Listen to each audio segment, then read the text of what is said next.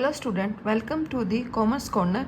आज हम पढ़ेंगे अकाउंटिंग इक्वेशन। क्या आपको भी अकाउंटिंग इक्वेशन समझने में प्रॉब्लम होती है? पर आज की वीडियो के बाद आपको ये चैप्टर हमेशा के लिए याद हो जाएगा। चलिए स्टार्ट करते हैं। अकाउंटिंग इक्वेशन शो करता है relationship between asset, liabilities and capital. इसको निकालने का फॉर्मूला होता है asset is equals to capital plus liabilities. अब हम कुछ टर्म्स को समझते हैं, जिसमें कि फर्स्ट है एसेट। एसेट्स होते हैं resources owned by business that have monetary value, means वो रिसोर्सेज जिनकी कोई मॉनेटरी वैल्यू है और जो बिजनेस के अपने रिसोर्सेज हैं। इसका एग्जांपल होगा cash, furniture and machinery and stock and etcetera. Liabilities कौन वो अमाउंट होता है जो बिजनेस को आउटसाइडर्स को पे करना है in the form of bank loan, outstanding expenses और क्रेडिटर्स। कैपिटल होता है amount invested by the owner in the business. जो अमाउंट ओनर ने बिजनेस के अंदर इन्वेस्ट किया है उसको हम कैपिटल बोलते हैं। कैपिटल निकालने का फॉर्मूला होता है एसेट माइनस लाइबिलिटीज़। चलिए फ्रेंड्स, अब हम स्टार्ट करेंगे कुछ effect of transactions on accounting equation. कुछ टर्म्स को समझेंगे, उसके बेसिस पे समझेंगे कि उनका हमारी एसेट, लायबिलिटीज एंड कैपिटल के ऊपर क्या इफेक्ट पड़ेगा। जैसे कि फर्स्ट है आपका ओनर इंट्रोड्यूस कैश।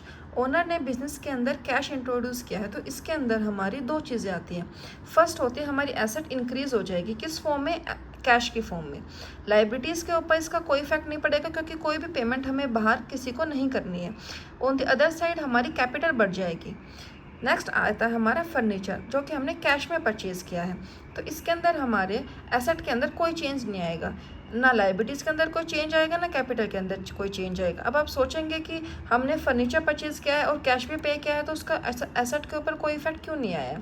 वो इसीलिए क्योंकि इसके अंदर अभी हमारी एक एसेट बढ़ेगी और दूसरी हमारी कम हो जाएगी। कैसे? कैश हमने पे किया है तो कैश हमारा कम हो जाएगा, और फर्नीचर हमने परचेज़ किया है तो फर्नीचर हमारा बढ़ जाएगा, तो एसेट के ऊपर इसका कोई भी इफेक्ट नहीं पड़ेगा। नेक्स्ट हमारा आता है परचेज गुड्स ऑन क्रेडिट। अब इस केस में हमने गुड्स को क्रेडिट पे परचेज किया है, मीन्स उधार में परचेज किया है, तो हमारी एसेट बढ़ेंगी, एसेट में हमारा स्टॉक बढ़ जाएगा, एंड लाइबिलिटीज़ के अंदर हमारे क्रेडिटर्स बढ़ जाएंगे, बट कैपिटल के अंदर इसका कोई चेंज नहीं आएगा। अब नेक्स्ट हमने इनकम अर्न की है, तो इनकम हमारी कैपिटल को बढ़ाता है, दूसरा हमारी एसेट्स को इंक्रीज़ करता है, लेकिन लाइबिलिटीज़ के ऊपर इसका कोई इफेक्ट नहीं आता है। अब नेक्स्ट है हमारा इनकर एक्सपेंस। अगर हमने कोई एक्सपेंस इनकर किया है तो हमारा कैश या बैंक डिक्रीज़ होगा, लाइबिलिटीज़ के ऊपर कोई चेंज नहीं आएगा, एंड कैपिटल भी हमारी डिक्रीज़ हो जाएगी। नेक्स्ट हमारा है रीपे लोन। अगर हम कोई भी लोन रिपे करते हैं तो हमारा कैश या बैंक डिक्रीज़ होगा, दूसरा हमारी लाइबिलिटी भी डिक्रीज़ हो जाएगी, बट कैपिटल के अंदर इसका कोई इफेक्ट नहीं आएगा। चलिए अब हम कुछ एग्जांपल के साथ इसको स्टार्ट करते हैं।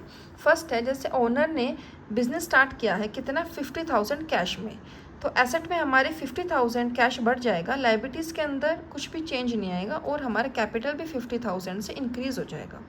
नेक्स्ट एग्जांपल है purchase furniture worth ₹10,000 for cash.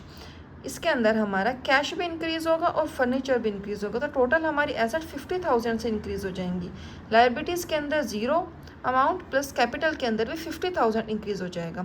आप ये इनका रिलेशनशिप देख रहे हैं, जितना से एसेट बढ़ती है उतने से ही हमारा लाइबिलिटी या कैपिटल बढ़ती है, मीन्स ये तो हमेशा इक्वल शो करेंगी। यहाँ पे भी हमारा 50,000 एसेट बढ़ी थी तो कैपिटल भी 50,000 थी, यहाँ पे हमारी एसेट 50,000 बढ़ी है तो कैपिटल भी 50,000 बढ़ी है।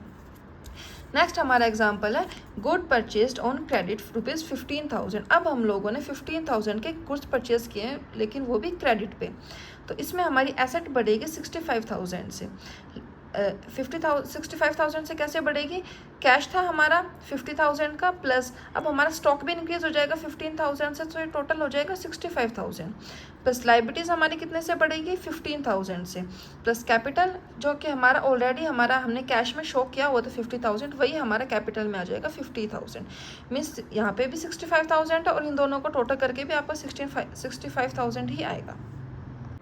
चलिए अब हम इसके कुछ इंपॉर्टेंट टॉपिक डिस्कस करेंगे। इसके अंदर कुछ इंपॉर्टेंट पॉइंट्स आते हैं, जैसे कि हर ट्रांजैक्शन का इफेक्ट कम से कम 2 अकाउंट्स पर तो ज़रूर भी पड़ेगा, means every transaction affect at least 2 accounts, means at least 2 account तो किसी भी ट्रांजैक्शन से अफेक्ट होंगे ही होंगे। नेक्स्ट आएगा आपका accounting equation always remain balanced, means जो भी आपकी अकाउंटिंग इक्वेशन है वो हमेशा बैलेंस में ही रहेगी। नेक्स्ट इसका पॉइंट है increase in asset must be matched by increase in capital और इंक्रीज इन लाइबिलिटी और decrease in another asset. Means अगर जैसे आपको याद है कि asset is equals to liabilities plus capital होता है, ठीक है। तो अगर आपकी एसेट इंक्रीज होगी तो आपकी कैपिटल भी इंक्रीज होगी, और अगर कैपिटल इंक्रीज नहीं होगी तो आपकी कोई लायबिलिटी इंक्रीज होगी। लायबिलिटी किस केस में इंक्रीज होगी? अगर आपने कोई भी चीज़ जो है वो क्रेडिट पे परचेज किया है तो। और नेक्स्ट इसका क्या होगा, या फिर आपकी कोई एसेट, या तो एक एसेट बढ़ेगी या फिर एक एसेट डिक्रीज होगी, ठीक है। नेक्स्ट इसके अंदर इंपॉर्टेंट पॉइंट आता है, decrease in asset must be matched by decrease in capital और डिक्रीज इन लायबिलिटी और इंक्रीज इन अनदर एसेट। ये इसी का वाइस वर्सा है। तो स्टूडेंट्स, ये है आपका accounting equation chapter. Next class में हम इसके कुछ इंपॉर्टेंट क्वेश्चन डिस्कस करेंगे। Thank you so much.